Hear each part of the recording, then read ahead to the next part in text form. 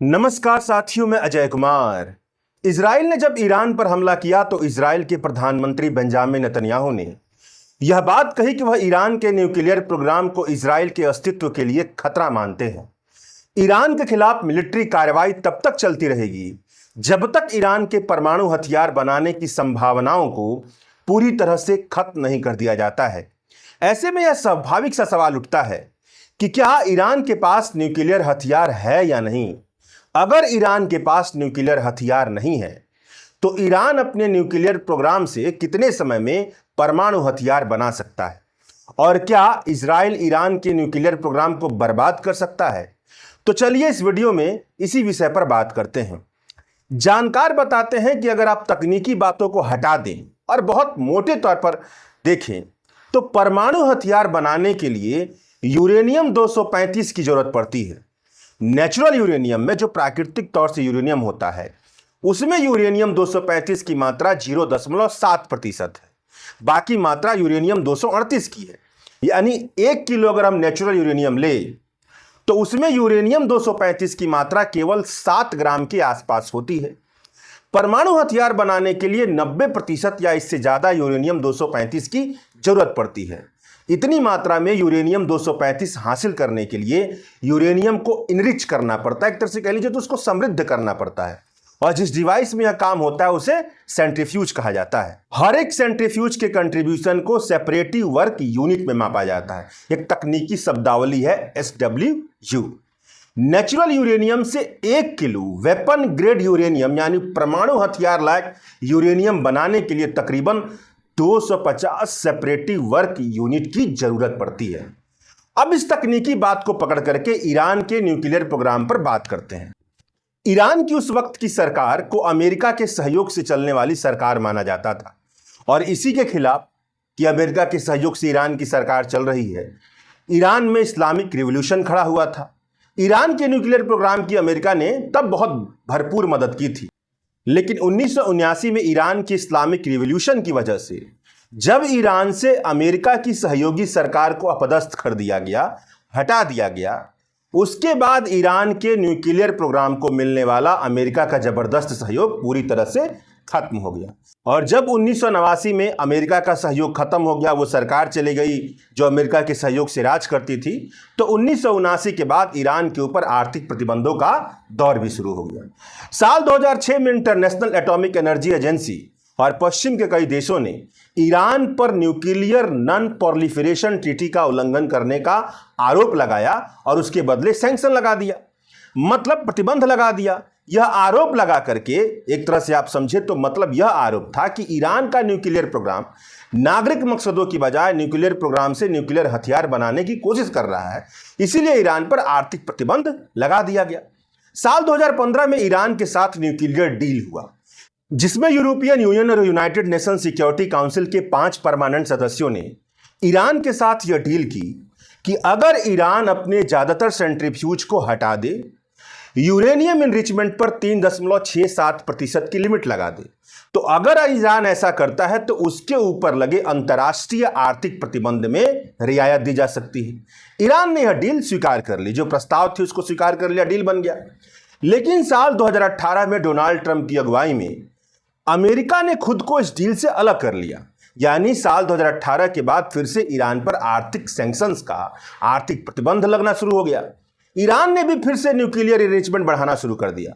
अब जाकर के ईरान का यूरेनियम एनरिचमेंट 60% तक पहुंच गया है। जानकार बताते हैं कि अगर यूरेनियम का एनरिचमेंट 60% तक पहुंच गया है तो उसे 90% तक पहुंचाने में बहुत ही ज्यादा वक्त नहीं लगता है। उतना वक्त तो नहीं लगेगा जितना कि 0.7% यूरेनियम नेचुरल यूरेनियम से मिलता था, उसको एनरिच करने के लिए 60% यूरेनियम एनरिचमेंट करने के लिए जितना समय लगा है, उससे काफी कम समय में यह 60% एनरिचमेंट से 90% एनरिचमेंट तक चला जाएगा। ईरान के पास जितना एनरिचमेंट यूरेनियम का भंडार है, उसके हिसाब से देखा जाए तो ईरान कुछ ही महीनों में या इससे भी कम समय में अगर न्यूक्लियर हथियार बनाना चाहे तो 90% तक यूरेनियम का एनरिचमेंट कर सकता है। हार्वर्ड यूनिवर्सिटी के एक प्रोफेसर तो यहां तक कहते हैं कि अगर ईरान न्यूक्लियर हथियार बनाना चाहता है तो वो 3 हफ्ते से भी कम समय में बना सकता है। लेकिन असली बात यह है कि अब तक ऐसा कोई प्रमाण, कोई साक्ष्य, कोई एविडेंस नहीं मिला है जिससे यह पता चलता हो कि ईरान अपने न्यूक्लियर प्रोग्राम को न्यूक्लियर हथियार की तरफ बढ़ा रहा हो। किसी भी एजेंसी ने ऐसा कहा नहीं है। न्यूक्लियर हथियार बनाने की ईरान कोशिश कर रहा हो, ऐसा किसी भी एजेंसी ने दावा नहीं किया है। CNN पर छपी एक रिपोर्ट से तो पता यह चलता है कि अमेरिकी इंटेलिजेंस एजेंसी का एक असेसमेंट है, जिस असेसमेंट से जुड़े हुए 4 सीनियर अमेरिकी अधिकारियों ने यह बताया है कि ईरान का न्यूक्लियर प्रोग्राम सक्रिय तौर पर न्यूक्लियर हथियार बनाने की तरफ नहीं बढ़ रहा है।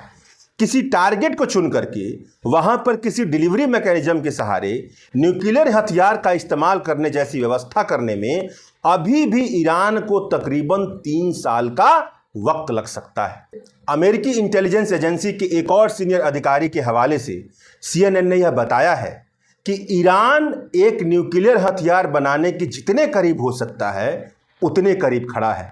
अगर वह न्यूक्लियर हथियार बनाना चाहता है तो उसके पास न्यूक्लियर हथियार बनाने की सारी चीजें उपलब्ध हैं, मगर सवाल यही है कि अब तक ऐसा कोई प्रमाण मिला ही नहीं है कि वह न्यूक्लियर हथियार बनाने की तरफ बढ़ रहा हो। अब अगर इस पर बात की जाए कि इजराइल के हमले में ईरान की न्यूक्लियर फैसिलिटी को कितना नुकसान पहुंचा है, तो अंतर्राष्ट्रीय मामलों के जानकार यह बता रहे हैं कि ईरान की महत्वपूर्ण न्यूक्लियर फैसिलिटी अंडरग्राउंड है या पहाड़ों के नीचे है। जब तक इन्हें पूरी तरह से बर्बाद नहीं किया जाता, तब तक ईरान के न्यूक्लियर प्रोग्राम की रीढ़ नहीं तोड़ी जा सकती है। इजराइल ने ईरान के नातांज न्यूक्लियर फैसिलिटी पर हमला किया, लेकिन सारा नुकसान जमीन के ऊपर वाले हिस्से में हुआ है। अंडरग्राउंड हिस्से में ज्यादा नुकसान नहीं हुआ, नुकसान हुआ ही नहीं, जहां यूरेनियम इनरिचमेंट के सेंट्रीफ्यूज पहाड़ के नीचे और जमीन के नीचे हमला कर यूरेनियम फैसिलिटी को बर्बाद करने के लिए जिस तरह के बंकर बस्टर बम और स्ट्रेटजिक बम चाहिए, या कह लीजिए जिस तरह के औजार की जरूरत है, वह इजराइल के पास नहीं है, अमेरिका के पास। यानी अमेरिका जब तक खुलकर के इस लड़ाई में सामने नहीं आता है, तब तक ईरान के न्यूक्लियर फैसिलिटी को तबाह नहीं किया जा सकता है। इन सारी बातों पर बात करते हुए ध्यान रखना बहुत जरूरी है कि पूरे पश्चिम एशिया में केवल इजराइल ही एक ऐसा देश है जिसके पास परमाणु हथियार है, मगर क्योंकि वह अमेरिका की छत्र छाया में पल रहा है, तो उस पर अंतर्राष्ट्रीय संस्थाएं इतना दबाव नहीं डाल पाती हैं जितना दूसरे देशों पर डाल पाती हैं। इजराइल और ईरान के बीच की लड़ाई का कारण भले ही यह बताया जा रहा हो कि इजराइल ईरान के परमाणु हथियार कार्यक्रम को बर्बाद करना चाहता है, मगर असली हकीकत तो यह है कि इजराइल अपने वजूद के लिए ईरान को खतरा मानता है। वैसे ईरान को खतरा मानता है जो हमास, हिजबुल्लाह जैसे सहयोगियों के साथ मिलकर के इजराइल के खिलाफ खड़ा होने की मजबूती दिखाए, अमेरिका के खिलाफ खड़ा होने की मजबूती दिखाए। इसीलिए इजराइल ने पहले हमास और हिजबुल्लाह जैसे ईरान के सहयोगियों के टॉप लीडरों को मारा। अब ईरान पर हमलावर बना है, उसके न्यूक्लियर साइंटिस्ट को मार दिया और न्यूक्लियर फैसिलिटी पर हमला कर रहा है।